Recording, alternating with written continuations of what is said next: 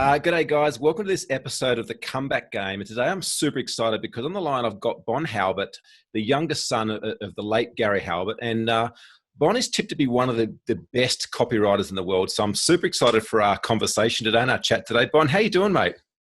I'm doing great. Yeah, How are fantastic. Excellent. It's actually quite early in the morning here in Australia. Whereabouts are you in the world? I'm in Los Angeles and it's 10 o'clock on the dot. 10 o'clock on the dot, 10 a.m. 10 a.m. 10 a.m. Yeah. So, Bon, look, I'd love to hear a little bit about you. You know, I understand your dad, Gary Halbert, was the greatest copywriter who ever lived the planet. And you were fortunate enough or lucky enough to kind of be brought up underneath his wing. And from what I understand, be instilled with a lot of his knowledge and his wisdom throughout the day, which is also seen yourself in your own right do very successful. I read there that you've sold literally millions of dollars worth of info products and so forth. So as I said, I've been super pumped. I haven't actually gone to sleep yet. So let's get into it, mate. Can you give me a little bit of a background, or the guys out there, what it was like growing up, obviously with your father and with him in the industry of copywriting? What's the fondest memory that you have of the late Gary Halbert? Well, let's see. It's kind of like, what's your fondest memory of your own father? There's quite a bit. And then of course, my favorite memories are more personal and family related than they are business related. But it was definitely different growing up because while other kids were being taken to baseball games or, to go out and play some sports or taken to Disneyland and stuff, my mom kind of did that stuff. My dad was all about marketing all the time. But there were lessons with it, and he loved to teach me stuff. And I do the same thing with my kids. And so when adversity would happen, like when my dad was dealing with legal troubles, he didn't hide anything from me. So he saw, he'd show me how he was dealing with things. And he had a brutal kind of honesty about him, which I have with my children too, which is, didn't tell you any fairy tales about anything. If you wanted, and the great part about that is I had so much trust that I would, if I knew that all the parents were saying something, if I asked my dad, I knew I was going to get the truth out of him, because he didn't sugarcoat anything, and he also didn't play he decided early on, not really early in his life, but early in my life, right before the day I was born, he got fired from his last job. And he decided to start doing everything radically different, and that included parenting. And, he decided that if I was old enough to ask, I was old enough to know. He didn't believe in that, children should be seen and not heard or anything like that. So I quickly, became, along with, my brother and stuff, but his best friend. And we had a relationship that's a lot closer than most father-parent, parent-son relationships. So it was interesting because my dad was a character. And if you ask anybody about it, Kevin and I have the saying that is, if you know Gary Halbert, you have a Gary Halbert story. You didn't just meet him and pass by, say hi. Oh yeah, he was nice. He ordered a steak. He joked with everybody. He messed with everybody. He would try and get them riled up. He would try and get them excited. He would try and get their greed glands going. He would try. He was experimenting with every human being he ran across, and strangers and family and friends. So, there was all that kind of wild experience that was going on. And he gives you you grew up with a much different reality. And that was true. I noticed also of several of his proteges, and how you get small glimpses of it when you work with him, but you really got a lot of it if you lived with him, and you really got a lot of it if you were spending your, day to day with him. And that's one of the reasons that made him a great marketer. And, he taught me early on, showed me, because that's the best way to teach, is to show, for me it was, he would show me how things work. One time, he wanted to impress upon me how much a few extra dollars to a housewife meant. So he ran an ad in the classified paper of the newspapers, because he said, what I'm going to do is I'm going to run this ad saying, wanted, somebody who can do some typing in their spare time, $10 an hour, you can work your own hours from home and whenever you need and stuff like that. and my phone, he put this to my private phone, and it rang off the hook. If you picked up the phone and hung it up, it would still ring again. It was just constantly going. This was in the 80s. So, I mean, he would do that just to demonstrate the power of a small ad to me, and just to demonstrate, the understanding of what different people wanted. And I always say that, great copywriters, you can give them a niche, and then they will go and they'll spend a month studying, and I've heard idiotic statements about people, you don't, just use a template. You don't really need to know your customers. But that's the difference between millions of dollars and the kind of people who just, throw something out online, get a few sales, and call themselves an entrepreneur. But the copywriters who are really good, they'll go in, they'll dive in, they'll start to study, start to get to understand, learn the language of their prospects and so forth. Really good copywriters, I mean, really, even at a higher level of copywriters, they get to know a particular prospect really well. They get to know them outside of just, what they're thinking about when it comes to investments, what they're thinking about when it comes to mortgages, or what they're thinking about in that particular category. They'll get to know that prospect so well. And they usually gravitate to a prospect that they really have a lot of empathy, which is them. My father, though, if you want to take it to the very next level, he pays attention to everybody. He wants to know what everybody's thinking, he wants to know what motivates a teenage girl, what motivates a waitress, what motivates a young man, in his 20s, what motivates a senior citizen. Wants to know what's their hopes and dreams and fears about all of them. And he'll test and see that, see what is and isn't. And, you came back from a thing with Ben, and I think Ben is, one of these people who's very in touch with a lot of people. And, you get into an Uber with him, and he's like, "Hey, how you doing?" He's truly interested in knowing what the Uber driver is, how their day is. I get into Uber and I say, "Hey, what's your busiest day?" I want to know the business end of everything. And one of the things that nobody guesses, one of the busiest days for Uber is actually Sunday. And they don't. The reason why is people are going back from Saturday night to pick up their car where they've left it off, right?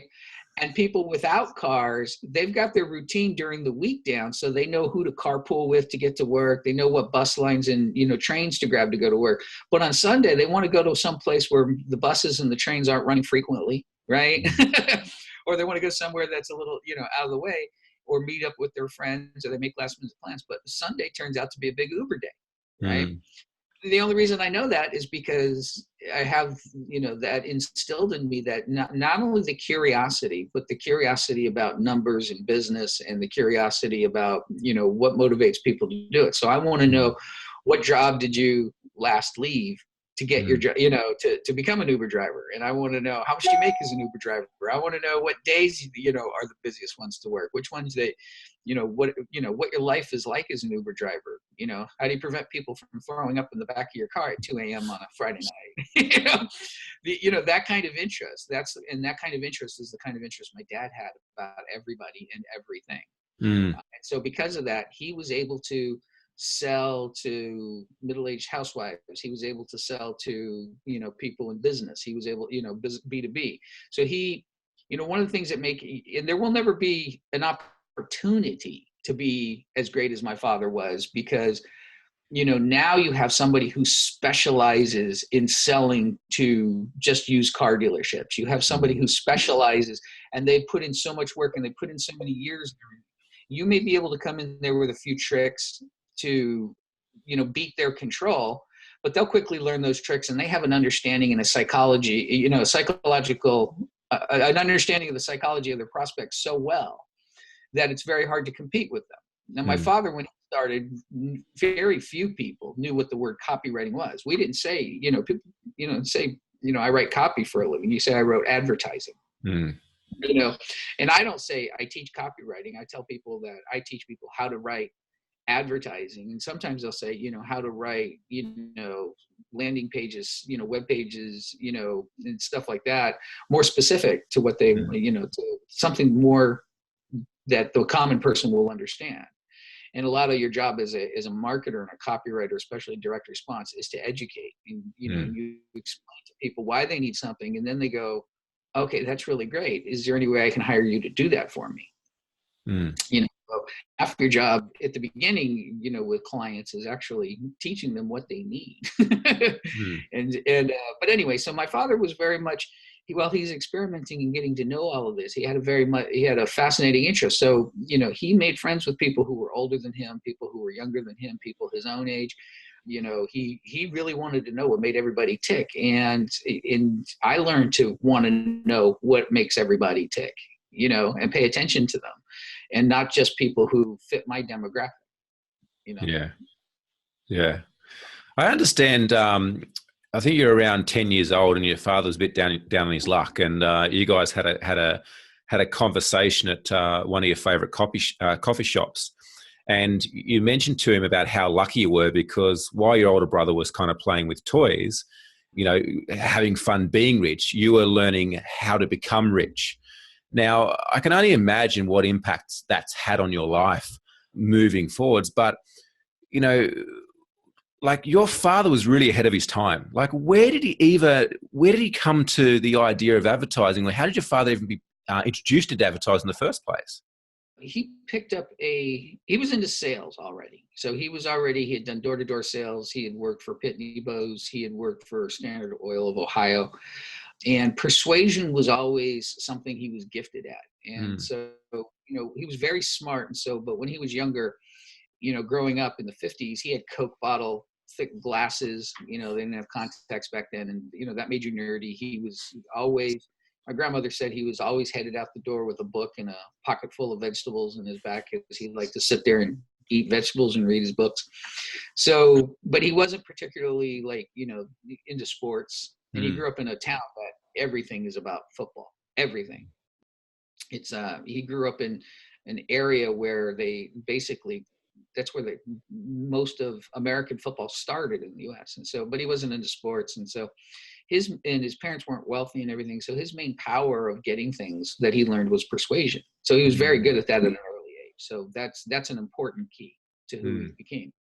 The second thing was he started, after he got out of the military, he started going into sales, and he was very good at that, but he went into sales. But, he knew that he could only reach and go after one prospect at a time. And then he read about direct mail through the Thomas Hall. And he said that what he did was he imagined it. And he says, it reminded him immediately of, I think it's trot line fishing is what he called it, where he would go with his father and his uncle, and they would string a line across the Ohio River. And little lines, other little bait lines would lie in the water, and they would just sit there and wait, and every once in a while reel that in, and a bunch of fish would be on it. And he said it looked like that. And he said he knew immediately what he wanted to do for the rest of his life. Wow. And so he started practicing. He started learning from everybody, and he started, creating direct mailers and trying different things and following the advice of all the gurus at the time. And he was even one other story that's very famous out there is, and it is true, is we were living in this house. My mom had come home was speaking to my mom after he got fired.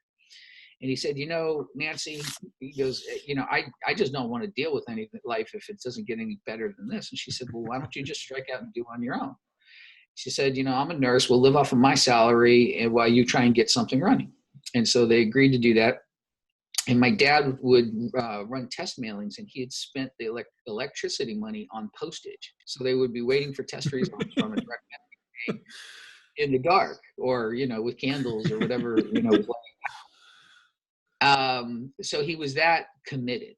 Yeah. And then it wasn't working. And then he invented what is now known as gun to the head marketing. Everybody, uses that term, but it was actually my dad who had described the term and did it first. And he said, I imagine somebody sat down with a gun to my head and said, I'm going to pull the trigger if you don't make a sale, Gary. What would you do differently? And my dad was very ultimate-ish. So he says that in that was his politicized or politically correct, watered down version. Because I know my dad, because he talked to me all the time. He would never say, Bon, if somebody put a gun to your head. He'd always say, Bond, if somebody put a gun to Emma, your daughter's head. Okay, so I know that first virtual gun that was actually pointed at my head at sale, because he was that way. He was the ultimatum, and I'm the same way too. I want to know what's the best. I want to know what's the richest, what's the fastest, what's the I want to know the ultimate of everything. And so when I create hypotheticals like my dad does, I go for the ultimate. Right. Yeah. Now you have to back that down later on because people, that's you don't want to get them the shakes or whatever. But so he sat there and said, what if somebody put a gun to my children's head or my own head? And what would I do differently to make a sale? And he said, well, I would do this and this and that. And so he started breaking the rules to what the masters had said.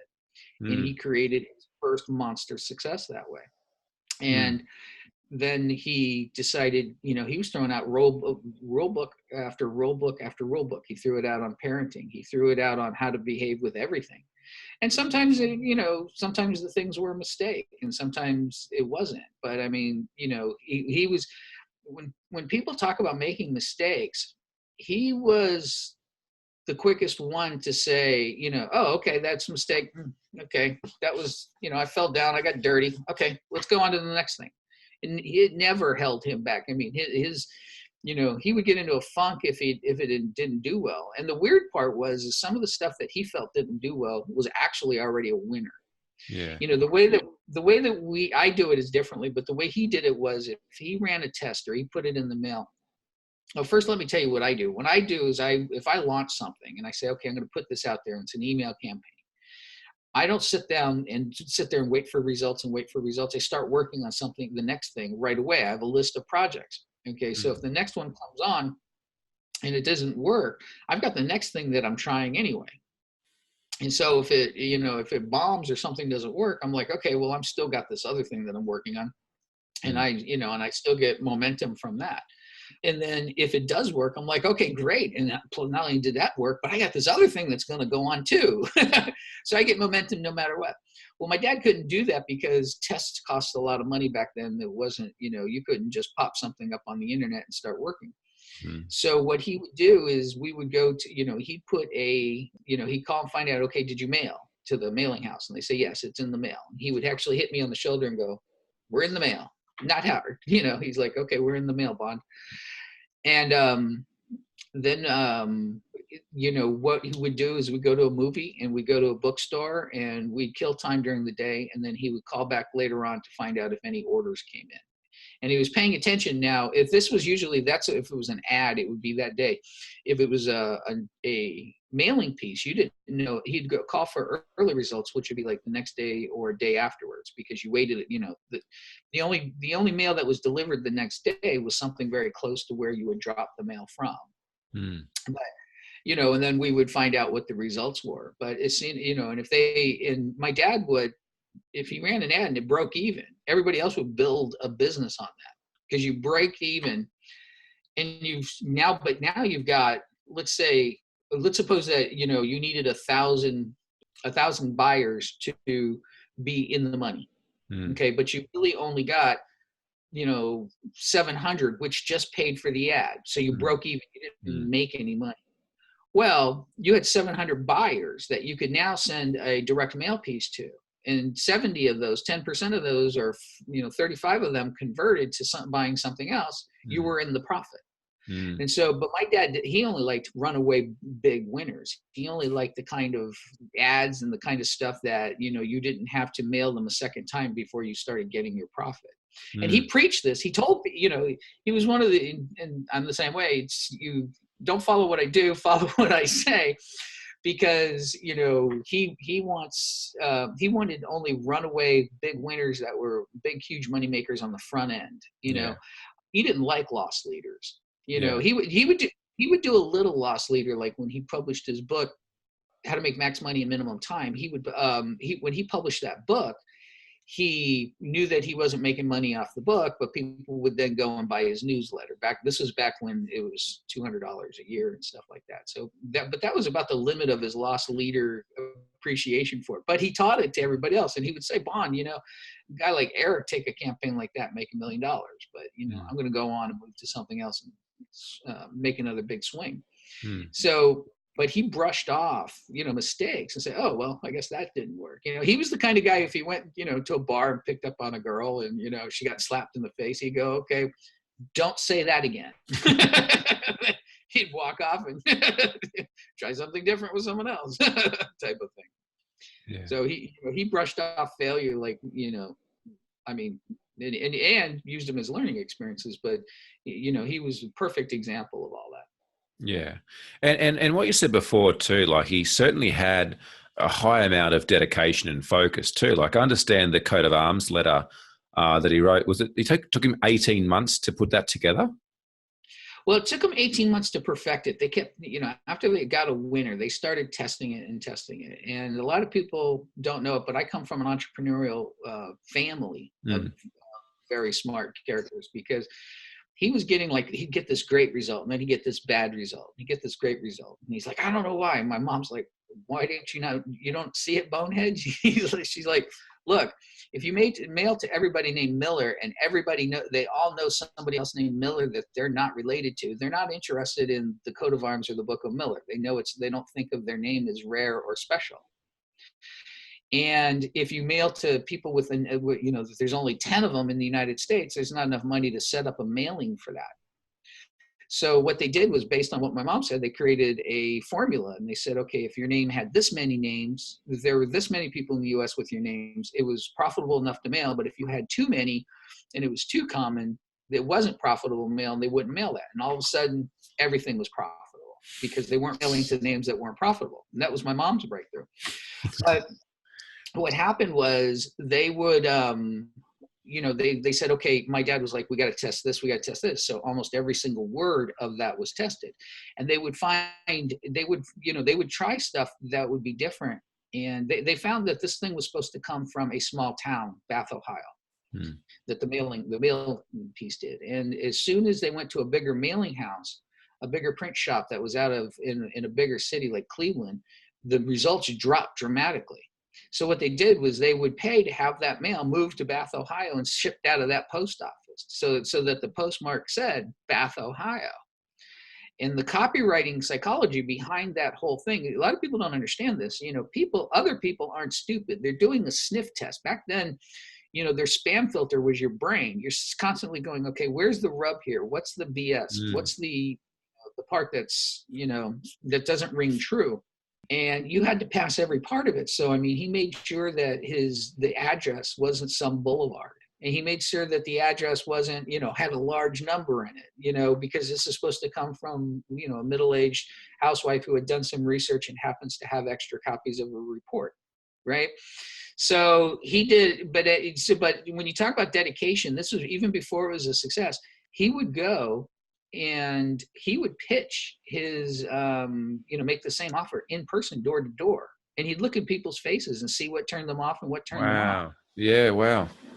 And a lot of, and I still kind of do that. I take my copy and I read it to people, because most of my market are people who are copywriters.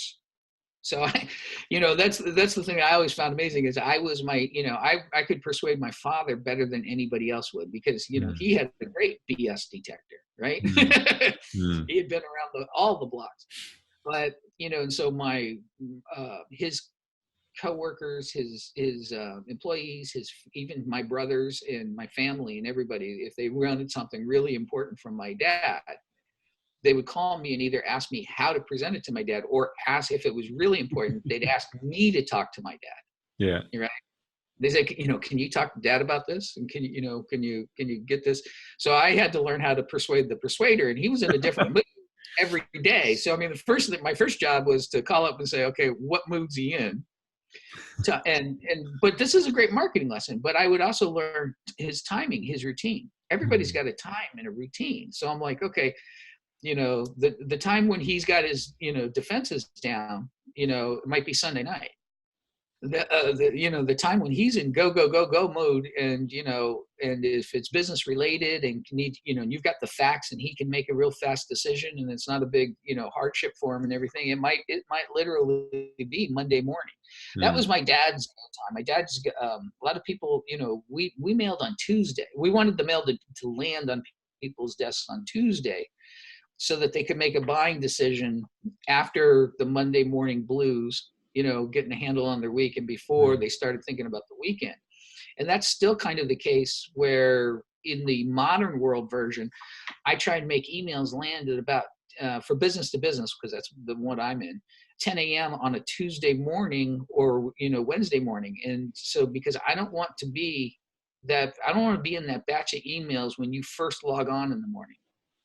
Because when you're doing that, you just got your finger on the delete button, trying to get a handle on your email inbox. So you're deleting this and you're deleting that, and then a little later, if it's a long email, longer, if it's super long, I'll move it to a web page and just, give you a reason to get off of the email and go to a web page. But if it's a little bit longer email, I would like it to come on like a Sunday, because it's, if you check in your email on a Sunday, you're kind of bored and looking for something to do. Whereas Monday you're trying to get a handle on your work. So I never want email to show up. All these people say, send it out at 4 a.m. so everybody wakes up to it on Monday morning. That's insane. And then, but test it every once in a while. All of this changes, but some things don't change. It's like webinars. You want good webinar attendance? It's always Thursday. And you figure, okay, wait a minute, isn't prime time? Like all the highest rated TV shows are on Thursday, right? You figure everybody wants to go and do that on Thursday. No, the webinars on Thursday evenings, that's the highest ranking time. Yeah. And everybody tests it and they try different times, and that's the highest ranking time, and you got to live with what it is. Timing is really very critical. But anyway, back to my original story, I would try and figure out my dad's timing, where he was and what space, this is not the right time to bug him. Like there were certain times you just did not even bother to bug him. Like if he's watching 60 Minutes on Sunday evening, just, forget about it. All you're going to do is piss him off. He's going to say no just because, you tried to do that. Oh, I'm sorry, my little phone is going off. It'll stop in a second. That's fine.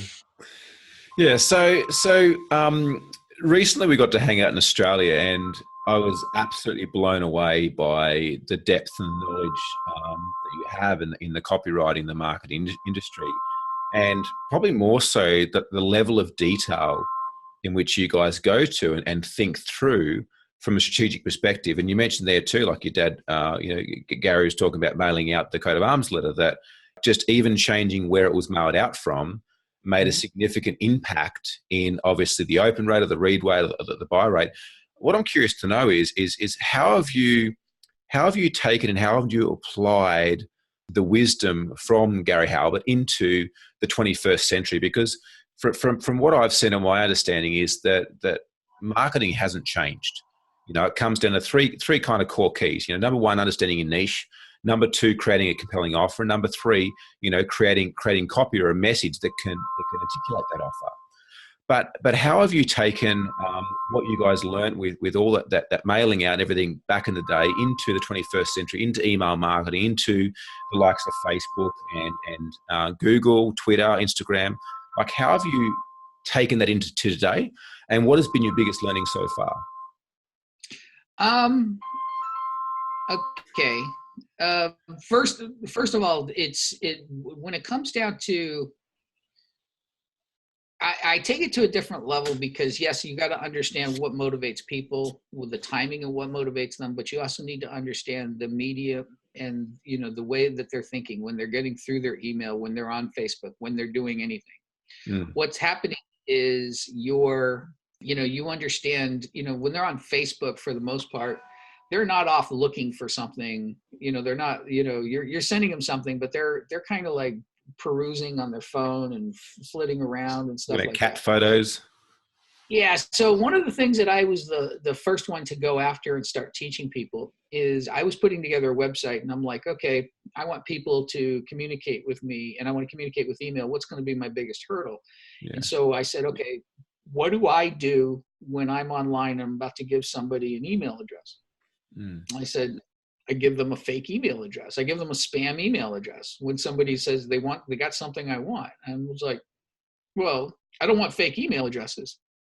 And, and I was the first one to start teaching this. And I said, that, what's the difference here? What would make me give them a primary email address, something that I check often, and what makes me stop doing that?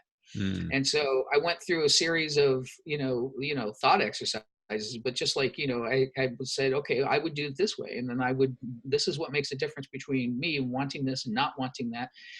And that's where it really kind of starts, is being, brutally honest with the way that you feel with something. The one thing I find amazing with copy is people write a piece of copy and they hand it to their wife and say, or their mother or their friend, and they say, read this and tell me what you think.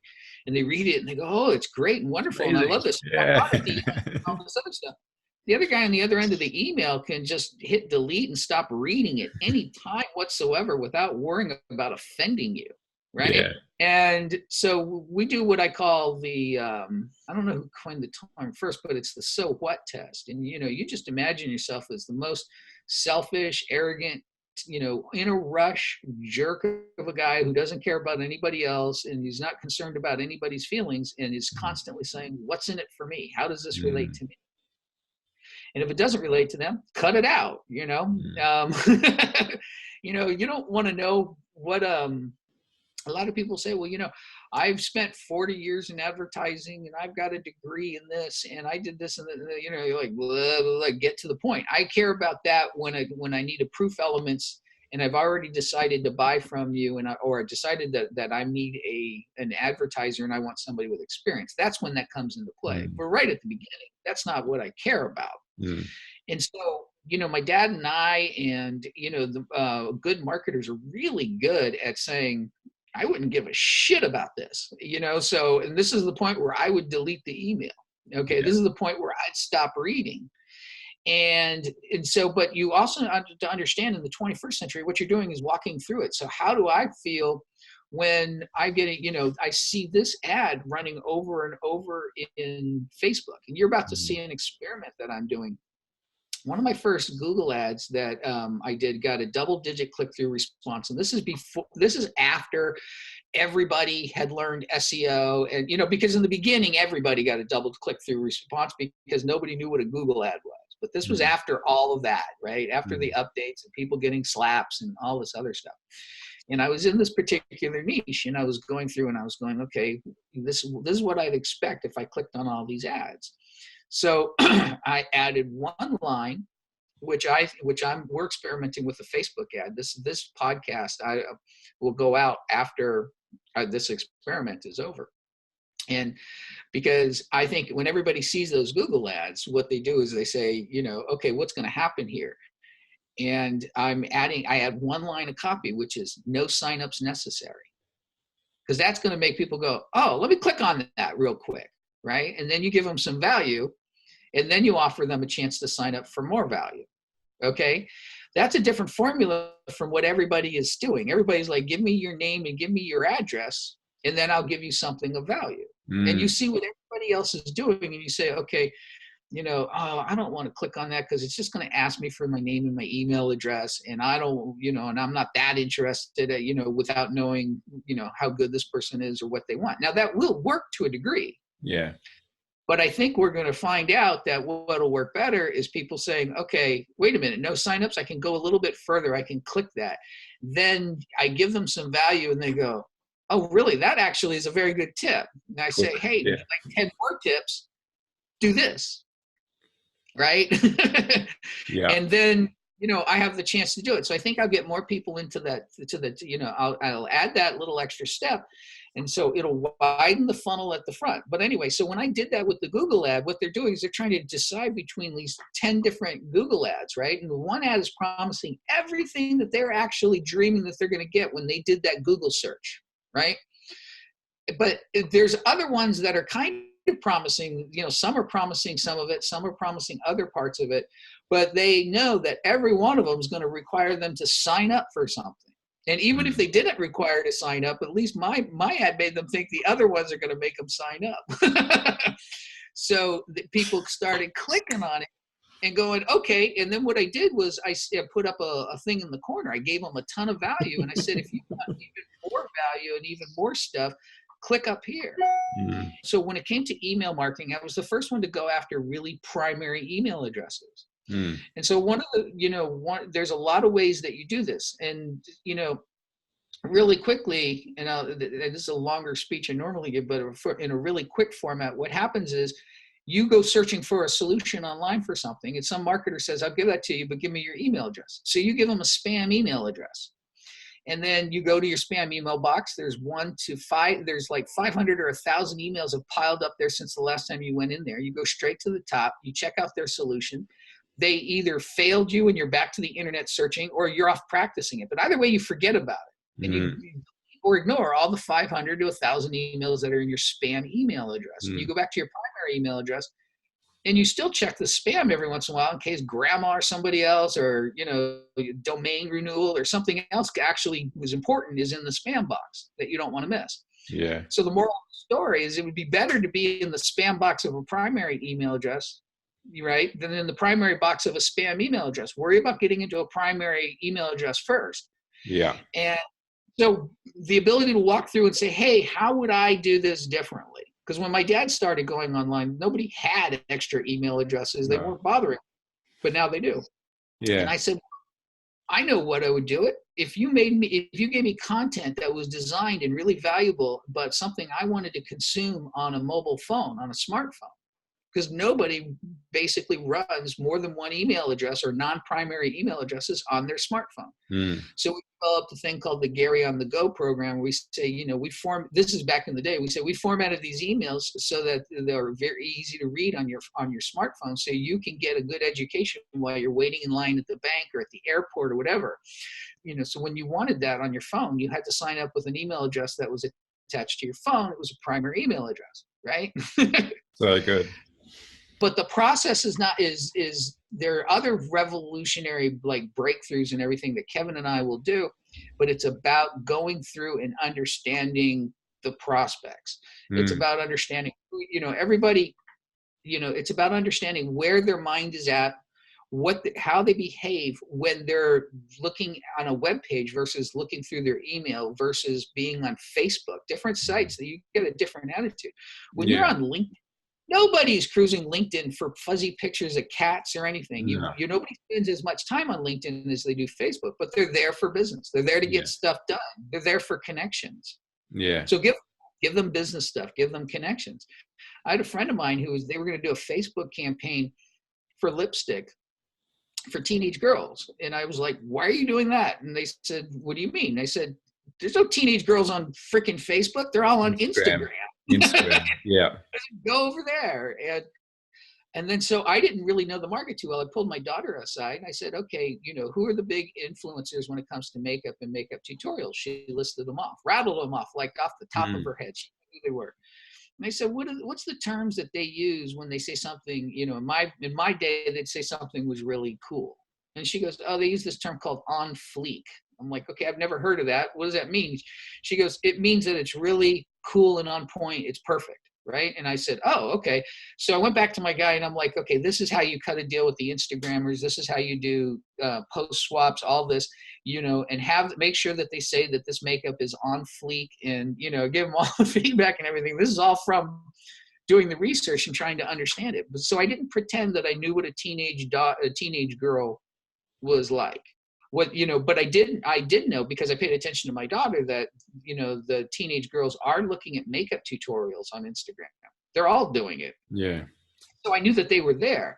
And then I knew from my interest in the market how to do Instagram swaps and how to pay people to do posts on Instagram and things of that nature. But I knew that when it came down to the language, I wasn't that good about it. So I went now, did the research for it. Yeah. And that took me like 20 minutes. But it was obviously way better than what the game plan was. Yeah. And it's because back to Gary Halbert lessons, I have an interest in knowing, like, oh, you on Vine? You're like, Dad, what are you talking about? Vine's dead. It doesn't even exist anymore. People think MySpace is dead. MySpace is actually now for the artists and entertainment and music industry. That's where they're all hanging out. You know. And if you pay attention to that, the reason you pay attention to it is out of curiosity. I have no interest in acting or music, being a musician or anything like that. But I know that because once I heard that, I file it in my brain. I go, okay, that might be useful later.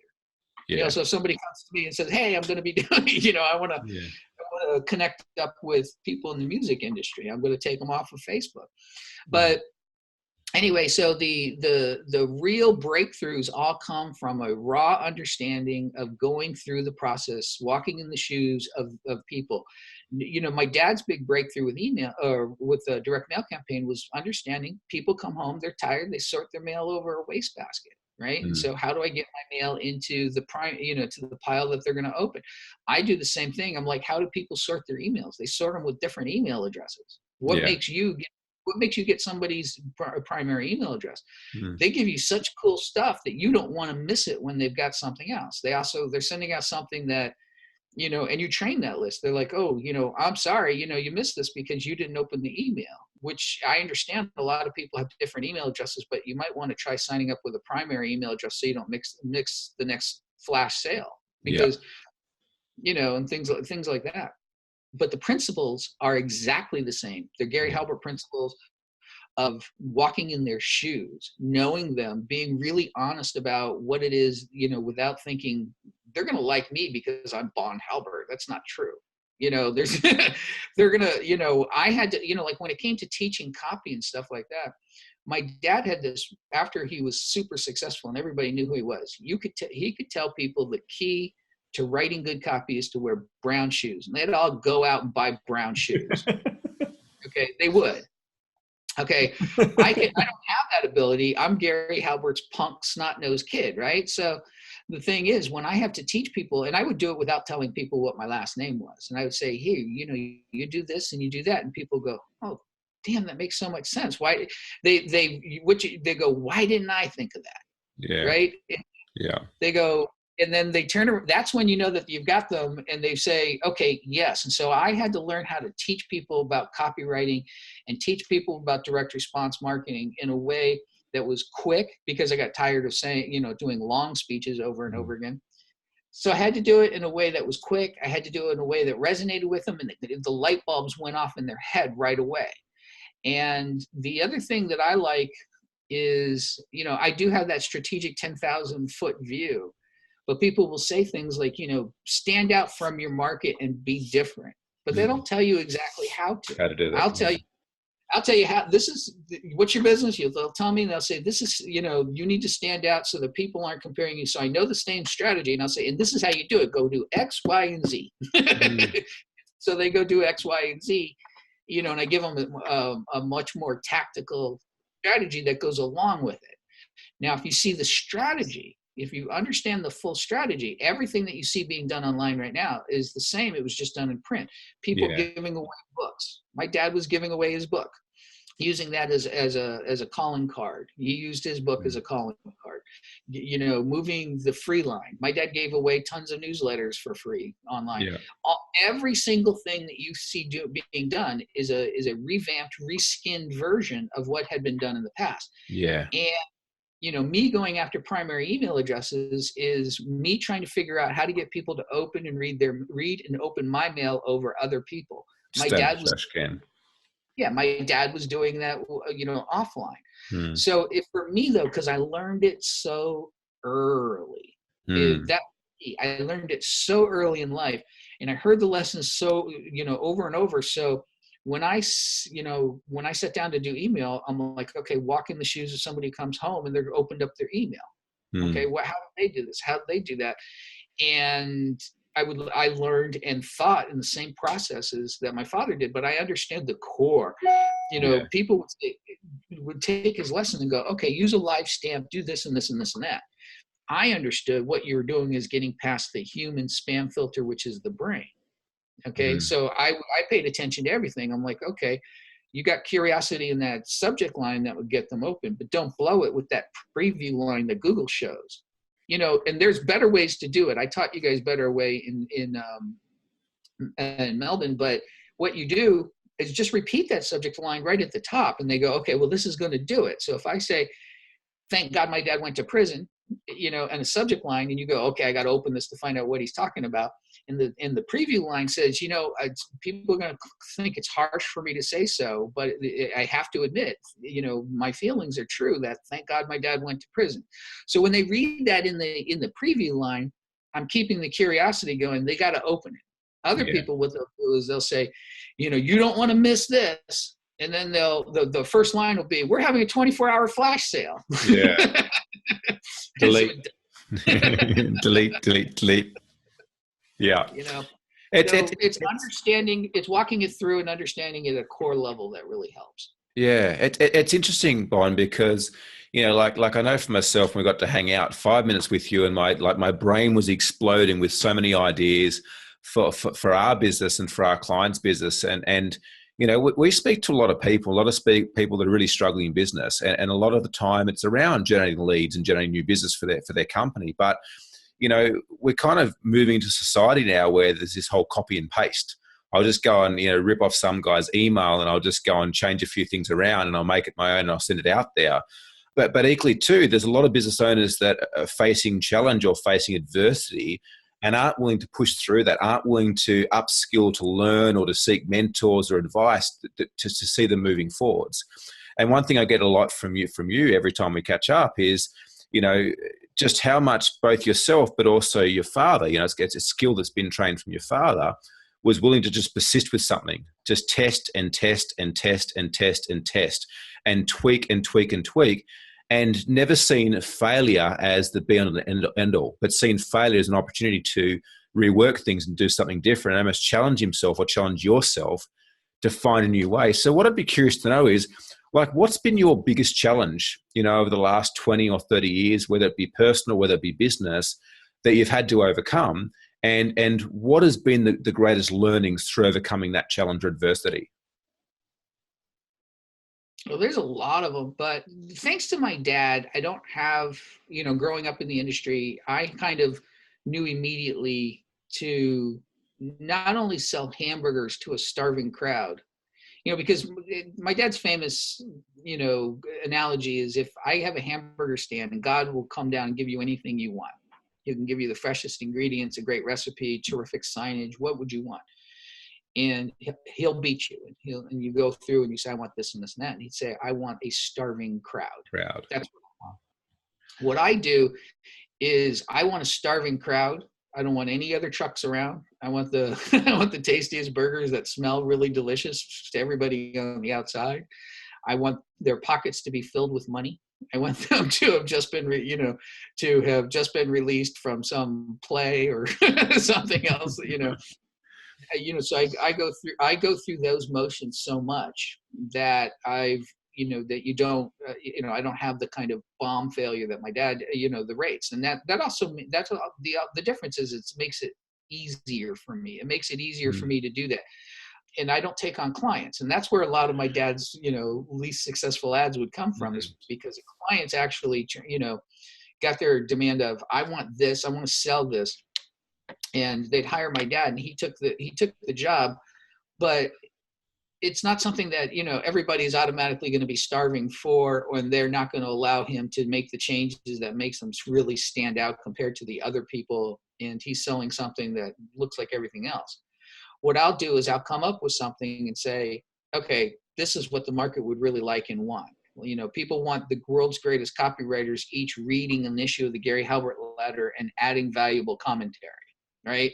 So let's put that together. It'll be quick and easy. And we do, and of course people love it, so good. And so, but the personal challenges I'll have, and it's because of my father, I'll know quickly how to get through them. Like, for example, I knew right away that,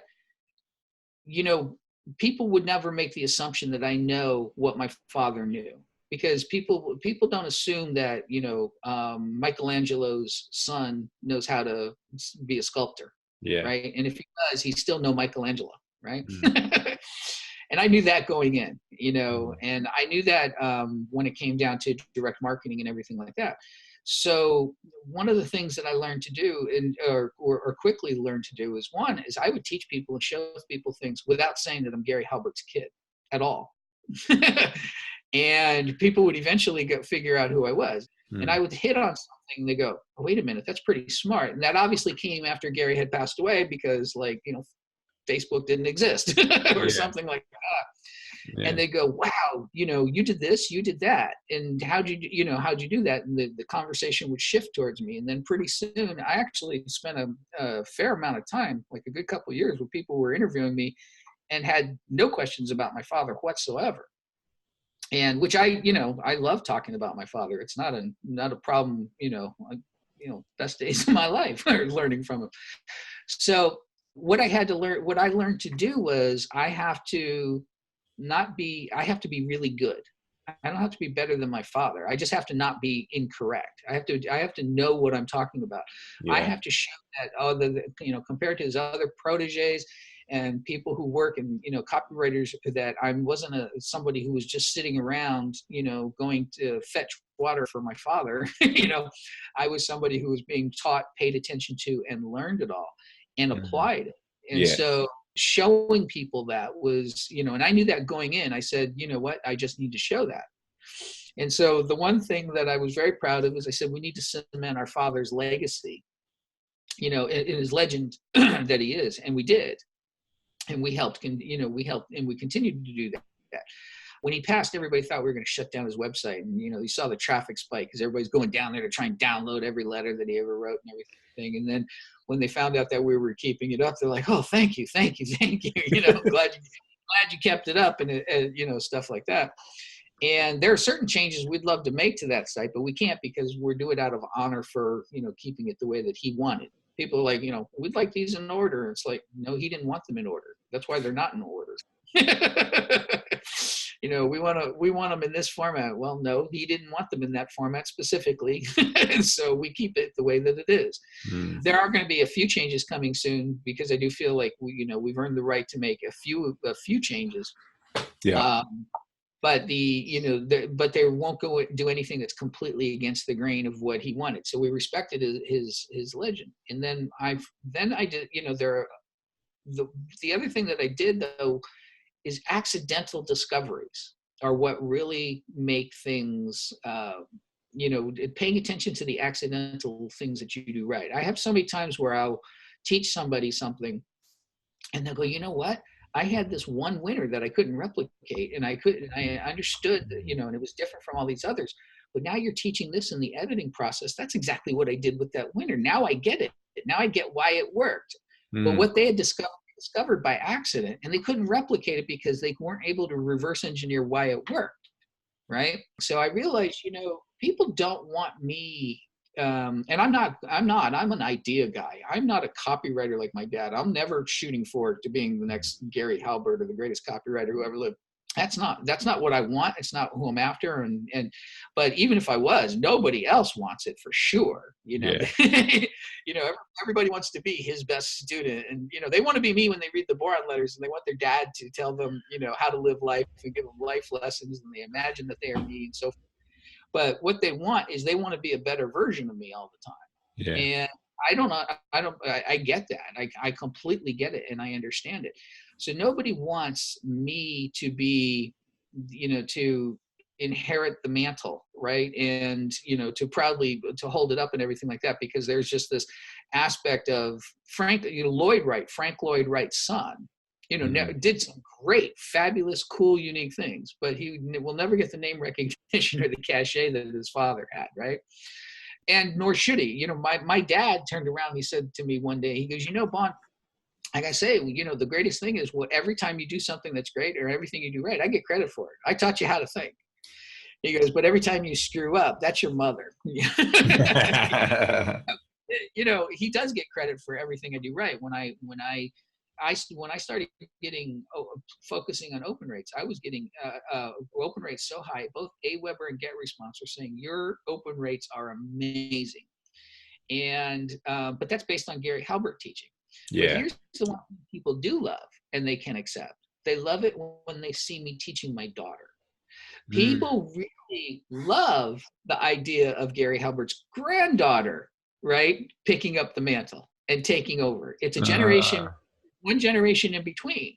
So when I started, I started teaching her stuff to do on a website and like getting higher open rates. And she started getting really high open rates. She had a small list, like 3,000 names, but she was getting like a 76% open rate, right? Wow. And everybody's everybody's like, oh my God, the Princess of Print, she's awesome. And, she's good. So one of the things that I realized, this was a learning curve for me, and that was an accidental. I knew from my own perspective that what I should do is always, and I always had in my heart to do it anyway, but to always honor my father, give him a complete credit, give him complete tribute to everything. Never, I can be seen in the spotlight that shined on him, but never dance in front of him type of thing. But my daughter can. Yeah. Right. And people absolutely love seeing a third generation learning it. And they love seeing me show my kids, which I do. They love seeing my kid. And so when we did the All-Star audio series, the letter I chose was the big idea. And I think if I remember, I was like, okay, I'm going to give you 7 big ideas or 7 lessons from the letter that I'm going to point out. And each one I started with, I think it was my son or one of my children first, my son or my daughter. And you hear them go, Gary Halbert's secret lesson number 1. And the second one goes, Gary Halbert's super secret lesson number 2. And then the other one goes, Gary Halbert's super duper, and it keeps building. But it's my kids in there, introducing the lessons that I'm about to teach. So when people turn around and they see that I'm taking what my dad's work, and I'm not just using it for my own benefit. I'm not just taking his teachings and using them for my own benefit, which I am, but I'm not going around saying, hey, I did this, and I give my dad full credit when he does it. Or when he taught me a core principle. But people turn around and go, they realize they had the same access to the same lessons I did in a way. Yeah. I got access to lessons that, you couldn't legally publish, but they got the access to the same lessons, but you didn't see any of his proteges or anybody else going after primary email addresses. They didn't make that. They didn't make they were still figuring out how to do direct mail. They didn't have that core understanding because they weren't learning at 10 years old. Yeah. They started, after they had already learned about copywriting and what they wanted. But when people see me taking that, there is no animosity, there's no jealousy, there's nobody who thinks that there's going to be any concern that my daughter is going to all of a sudden usurp the throne of Gary Halbert or try to. Because that's the one thing people, that I knew right going in is people need to know I'm never going to, and it's true, I'm never going to try and even get close to the Gary Halbert throne. I don't want that. I've been the one, helping shine a light on the Gary Halbert throne and go, all hail the king, right? But when they see me teaching my daughter, all that washes away and they go, okay, yeah, I would really love to see her do more things. And I'll see people who will much later on bring it up and go, when I saw you do that thing with your daughter, it was fantastic. Showing that you were teaching her at such a young age and stuff like that. So that was one of those things that I knew what my problem was going to be at the get-go, and I knew how to get around it. But I accidentally discovered an even better way around it. Yeah. Okay.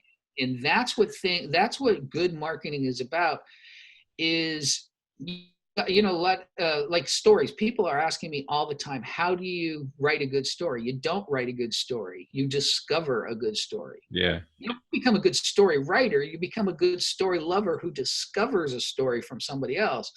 And then, you dig it out of your clients, you dig it out of the product, you dig it out of the industry, you dig it, and then when you realize something that really hits you, go, oh, that's really fascinating and cool. I didn't know that. That's a shocking bit of information. That's what you use. Yeah. Right. And then what you do is you experiment and you test stuff. And sometimes you're testing stuff and you had the reason I was showing my daughter how to get high open rates is because I was teaching her. Yeah. And then it got out that it's like, oh, hey, look what he did. I did a little bit of parent bragging. I'm like, oh, check out what Emma did, right? And people go, oh, that's so cool. And I was like, okay, I accidentally discovered, that this was going to be something. So, my goal has always been to take the Gary Halbert legend and turn it into a Halbert legacy. Now, that doesn't mean a Halbert legacy of copywriting. It means a Halbert legacy of continuing to teach and provide people with the best direct response marketing educations, to continue that tradition that my dad did. Because my dad was not only a great copywriter, he started learning how to write copy the day I was born. He started learning how to teach copy with me. Right. So I've been there every step of the way. So I know all of his lessons. I have additional lessons of my own. I have that nobody, my dad didn't teach me, that I learned on my own just from pattern recognition, that I learned from my dad's copy without him ever explaining it to me or to anybody else, but also stuff I did on my own. But I carry on the tradition. We carry on a lot of traditions. When you call the number on the top of the website, that's a direct personal number. Kevin answers that phone. My dad's phone number at the top of his newsletter was his phone number. Yeah. You would call up, he would pick it up, and people are shocked. I was expecting a secretary or somebody to pick it up. And we continue that tradition. We continue the tradition of trying to innovate. We continue the tradition of trying to help more people learn and to, put out more info and stuff so that people can become better direct response marketers. And we do a lot more focusing on the big ideas and the strategies and, stuff like that than we actually do in copy. But my dad started the tradition of writing the letters to me. I write letters to my own kids. Yeah. About marketing and business and so forth. So we're continuing that. So what I want to do is take it from very quickly, my dad's legend to the Halbert legacy, to my children, to the Halbert dynasty, if possible. And I don't know if it'll work, we'll find out. By meaning, I don't know if it'll work. It'll be, my daughter's got the knack for it, does she have the interest for it? Yeah. And I'm hoping what she'll do is I'm hoping she'll say, that's a lot easier way to make money and it's a lot more fun. But I'm not going to push her into it. Yeah.